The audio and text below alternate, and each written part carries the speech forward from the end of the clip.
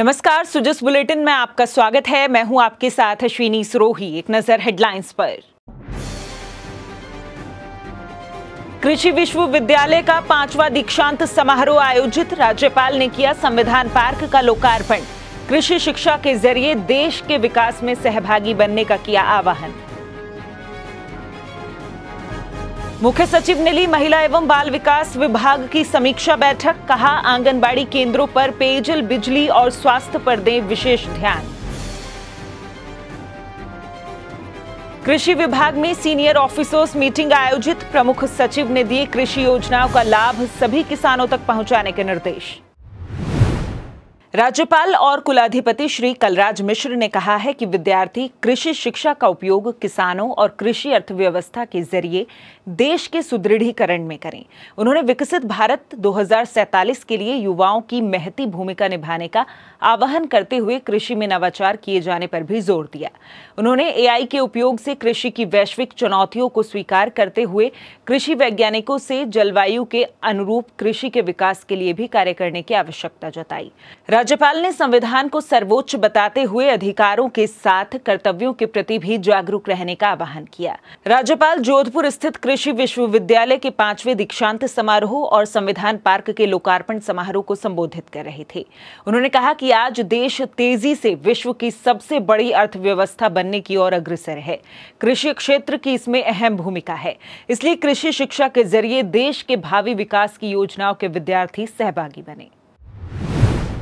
उप मुख्यमंत्री डॉक्टर प्रेमचंद बैरवा ने आज नई दिल्ली स्थित उपराष्ट्रपति एन्क्लेव में उपराष्ट्रपति श्री जगदीप धनखड़ से शिष्टाचार भेंट की।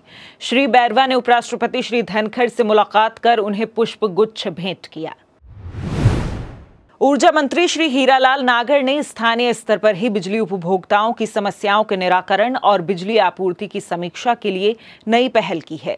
ऊर्जा मंत्री रविवार सुबह 11 बजे भरतपुर में विभागीय योजनाओं की संभाग स्तरीय समीक्षा करेंगे।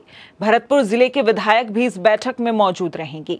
जयपुर डिस्कॉम के संभागीय मुख्य अभियंता कार्यालय पर होने वाली इस बैठक में ऊर्जा मंत्री विद्युत आपूर्ति, कृषि सहित अन्य श्रेणी के उपभोक्ताओं को बिजली कनेक्शन, मटेरियल की उपलब्धता और ऊर्जा विभाग की विभिन्न योजनाओं की प्रगति की समीक्षा करेंगे। मुख्य सचिव श्री सुधांश पंत की अध्यक्षता में शुक्रवार को शासन सचिवालय में महिला एवं बाल विकास विभाग की समीक्षा बैठक आयोजित हुई।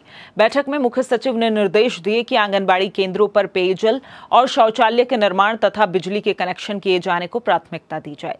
मुख्य सचिव ने कहा कि विभाग द्वारा कॉनफेड से संचालित कार्यों को और बेहतर किया जाए और इसके विकल्प ढूंढे जाएं। उन्होंने विभाग में व्यवस्थाओं को सुदृढ़ बनाने के निर्देश दिए।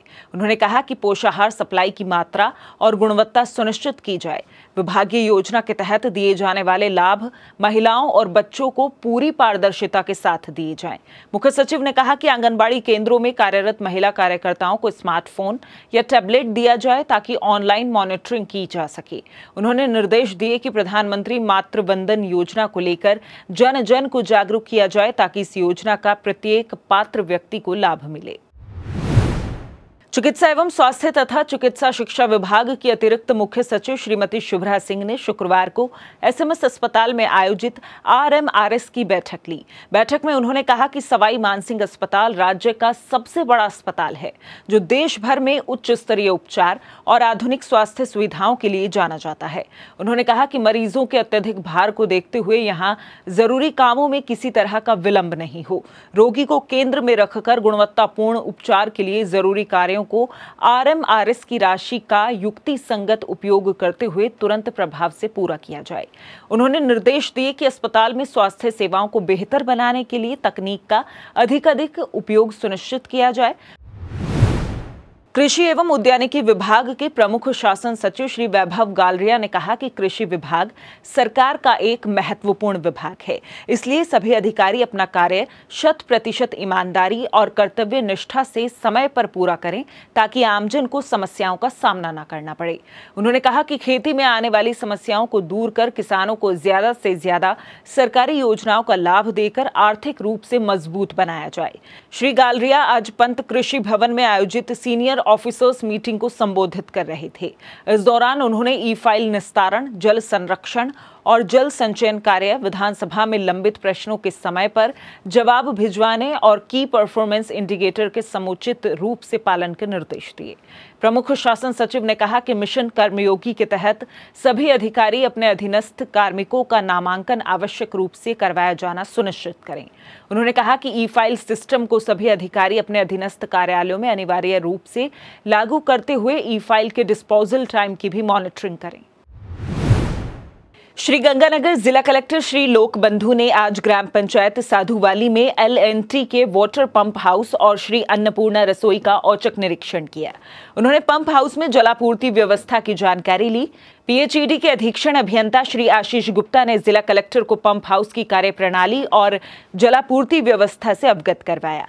इसके बाद अन्नपूर्णा रसोई का निरीक्षण करते हुए जिला कलेक्टर ने संचालक और कार्मिकों से आमजन को उपलब्ध करवाए जा रहे भोजन और श्री अन्न की जानकारी ली।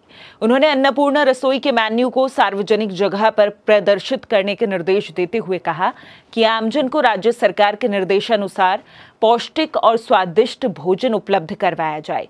जिला कलेक्टर ने खाना खा रहे लोगों से भी बातचीत कर भोजन की गुणवत्ता की जानकारी ली। जिस बुलेटिन में फिलहाल इतना ही, फिर होगी आपसे मुलाकात। तब तक के लिए नमस्कार।